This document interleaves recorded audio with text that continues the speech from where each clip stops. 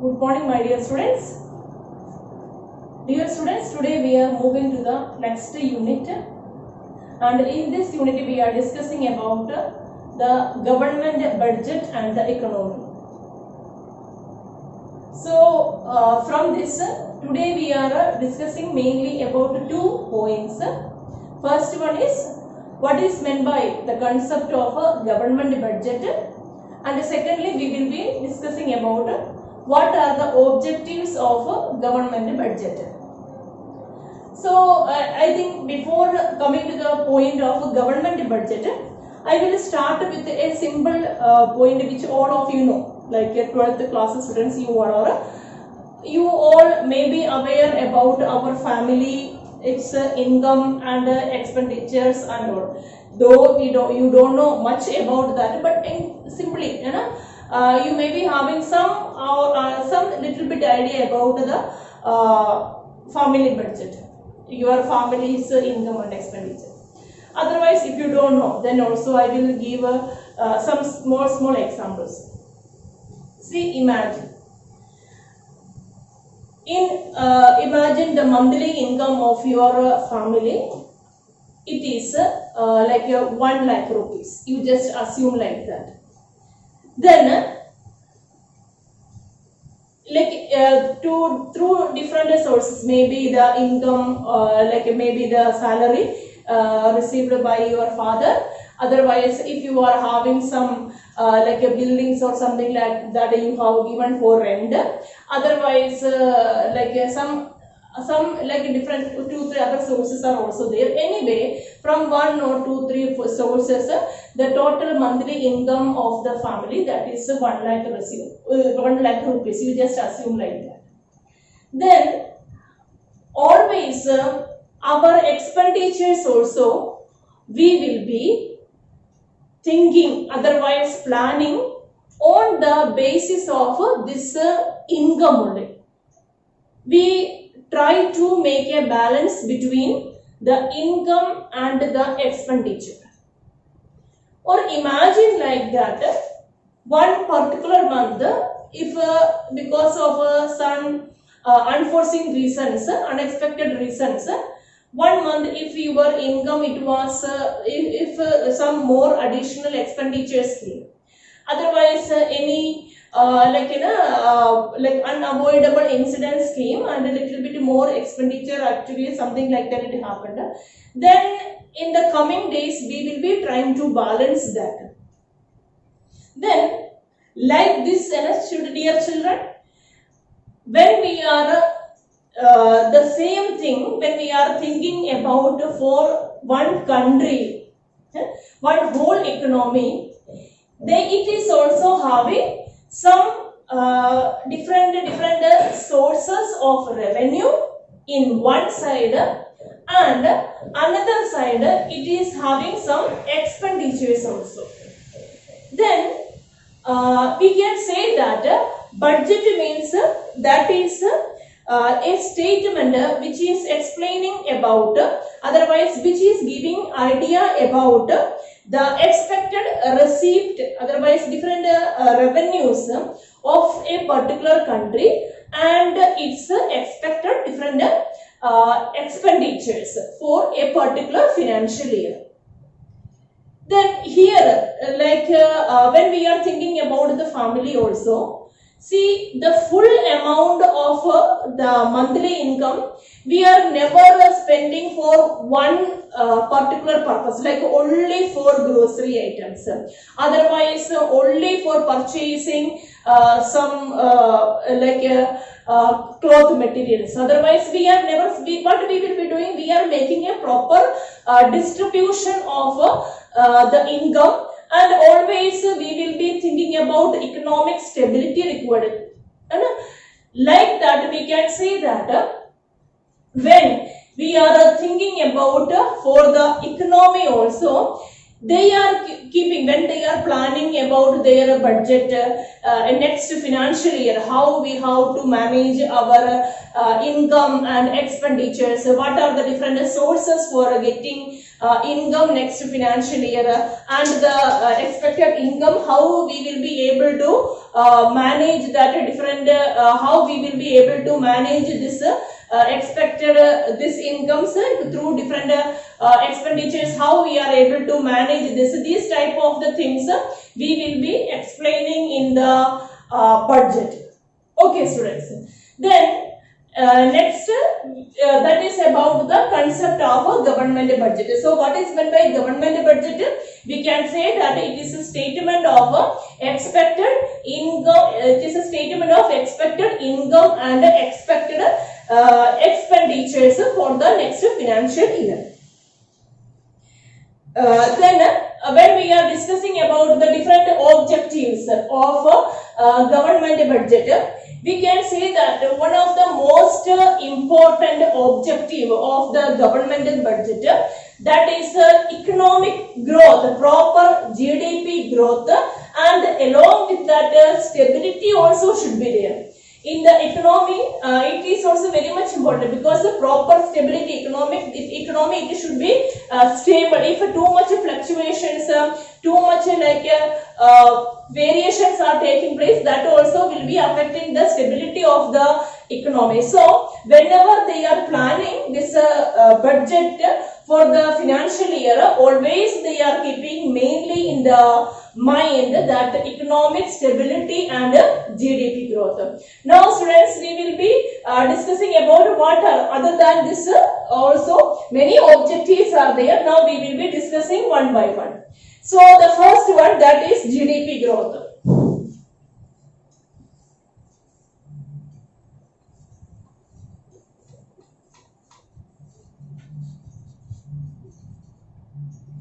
So the first one is, that is GDP growth. When we are discussing that GDP growth, see the government that is investing for different expenditures. Here we can say that mainly it is through the investment. It is planning different investment, and here two type of the investment. Here we can say that from the government side, that government expenditure on the investment, that is also there, and it is along with the public investment. It is also encouraging, it is also promoting the private investment also. So GDP growth, it is how it is planning to encourage, it is trying to encourage the GDP growth by increasing the investment through the public expenditure, through the public investment, as well as through increasing the private expenditure. Then the next second point is, that is about allocation of the resources.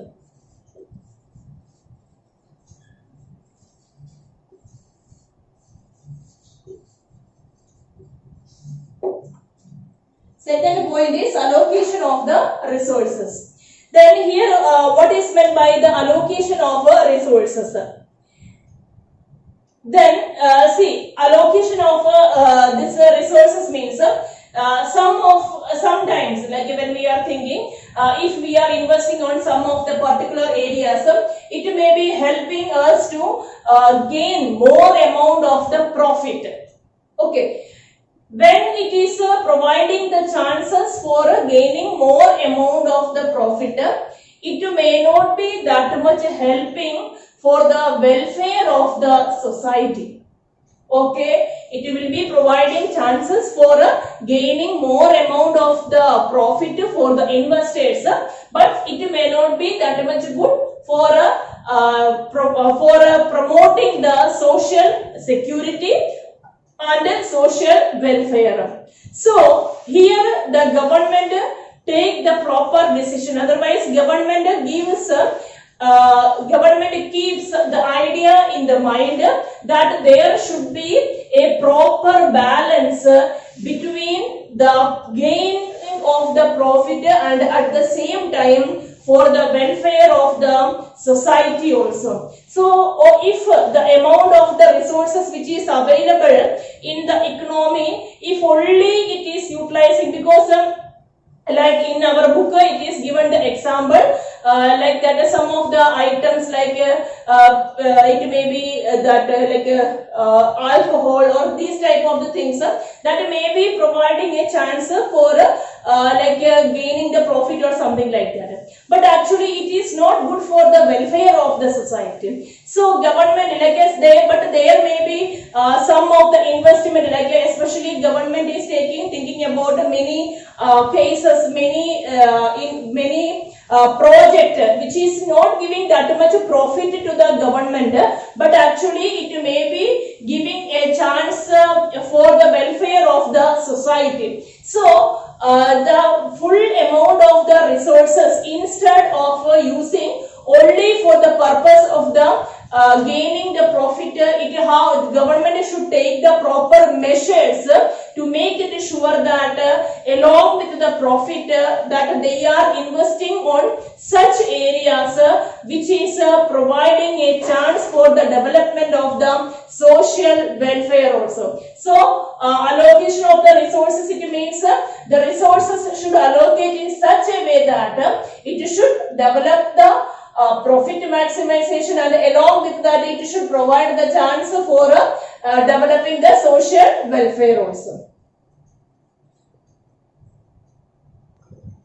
So how the government is balancing this idea between the cases which is harmful to the people, otherwise any like that which is having negative impact, but they may be gaining profit, but still its usage, if it is making providing some negative impact, such items the government will charge more amount of the taxes.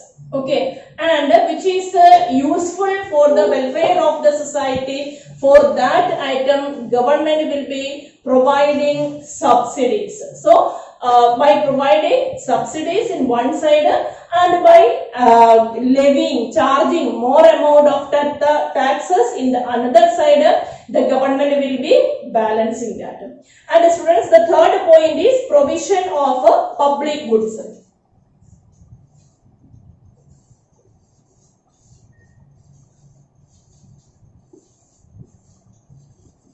Provision of public goods.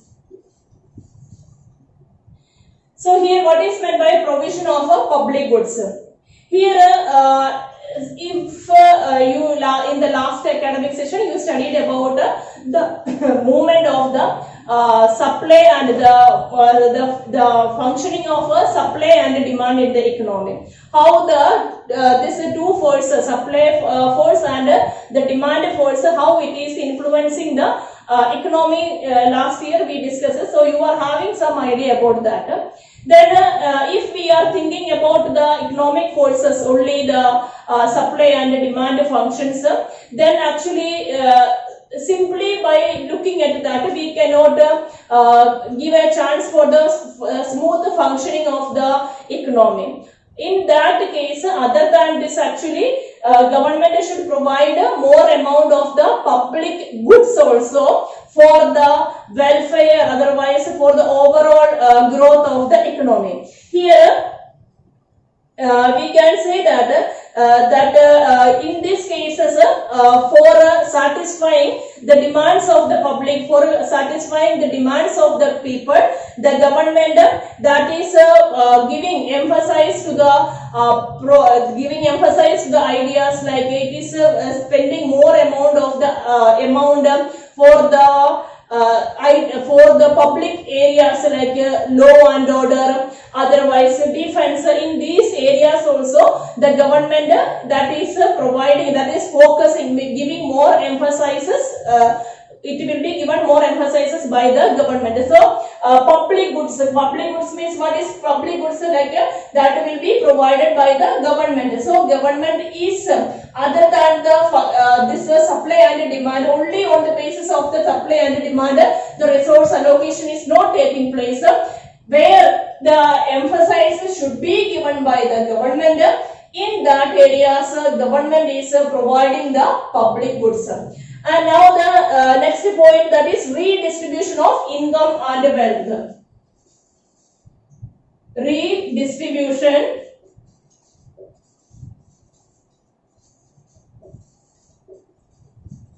of income and wealth.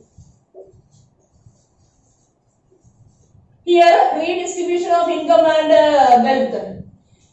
Like in the previous one point, resources of allocation, there one point once about the tax and subsidy, there I told you. In the same way, we can say that, see, if the full amount of the resources, if that is spending on one locality, one area, one part of the society, then how the overall development, otherwise overall economic stability is possible.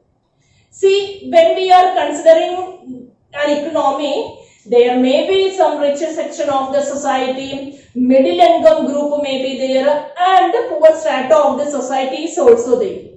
We are able to experience the people with the different backgrounds, economic backgrounds. Then students, here it is the responsibility of the government to provide an equitable distribution of the resources among the different sections of the society. So here comes the point.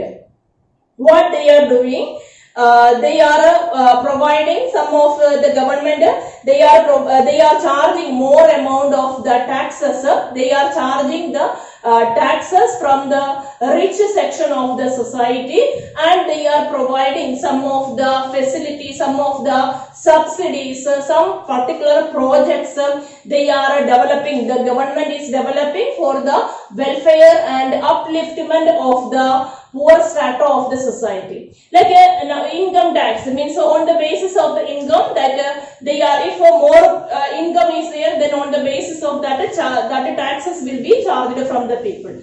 But actually you might have studied about the food security in the junior classes, you studied, otherwise public distribution system you studied, government is making some of the subsidies like for the gas cylinder and all, then through that the government is helping the poor section of the economically, financially backward section of the society. So one side they are doing the upliftment for the this section of the society, economically backward section, and at the same time if more amount of the income is there for them, from them that part of their income it is collected through the taxes and helping the another section of the society.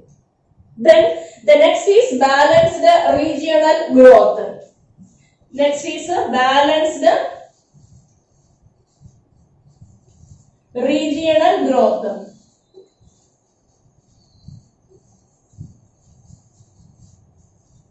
So here balanced regional growth means see, our government is not making such a project like that only the development of already developed, one city developed, then again and again it is not giving focus to the more development of that particular area. It is not like that. See, in the Indian economy chapter also when we were discussing about the rural development, there also I told you that see, one area is developed and again focusing on that area, then actually it will be making some disparity between these areas.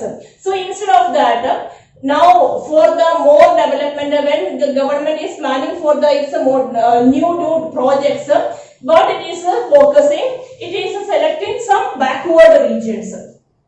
Okay, and in that backward region, if any of the project, any of the new policy, if they are starting, then they will be providing some of the concessions, otherwise some flexibility or relaxation they will be providing for the development of that project.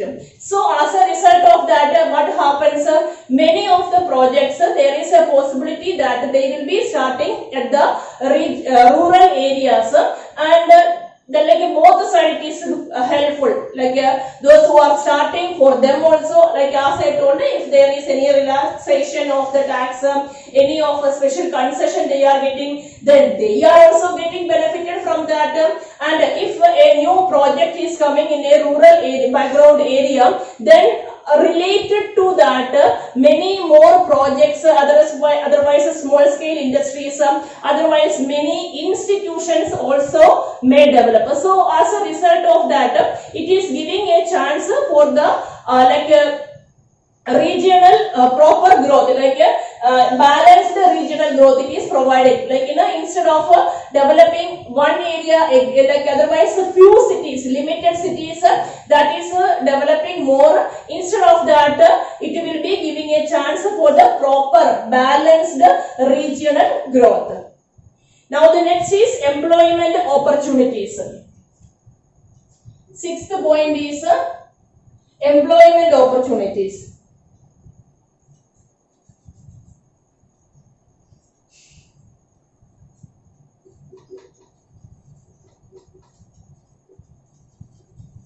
Employment opportunities. Okay. Then employment opportunities, here you studied about Narega and all these type of the projects government is starting, which is providing more opportunities for the people who are unemployed in our economy. Then here government will start different what we are saying public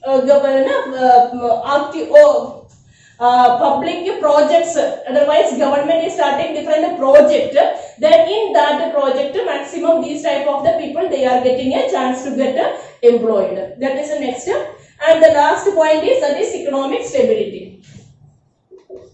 Economic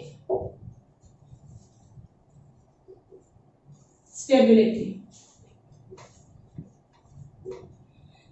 There is economic stability.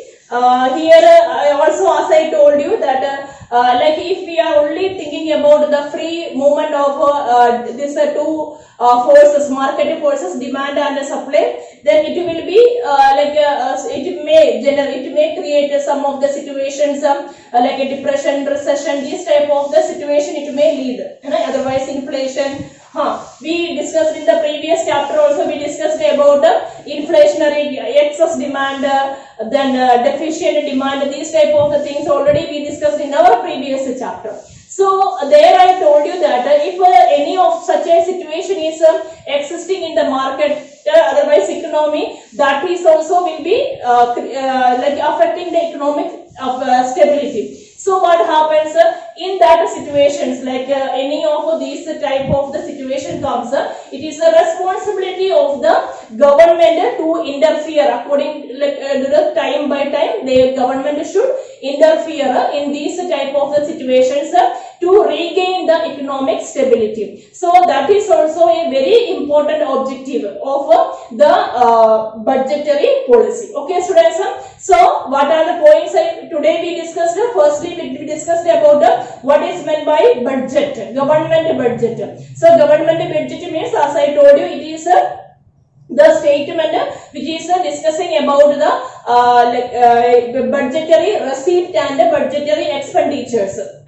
That is the economic, that is government budget. Then we discussed about what are the objectives when they are preparing the budget, what are the things that they are keeping in their mind. By keeping these points, they are preparing the plan for the next financial year. So what are the points? Mainly we can say that is economic growth and stability, that is the most important. Then these are also coming as a part of that, like GDP growth, allocation of the resources, provision of public good, redistribution of income and wealth, balanced regional growth, to provide more employment opportunities and economic stability. So I hope all these points are clear for you, and along with that you have to, if those who are having the book, kindly read the book also. That's for today's, and all of you, I hope all of you are keeping well. Okay, students, have a nice day.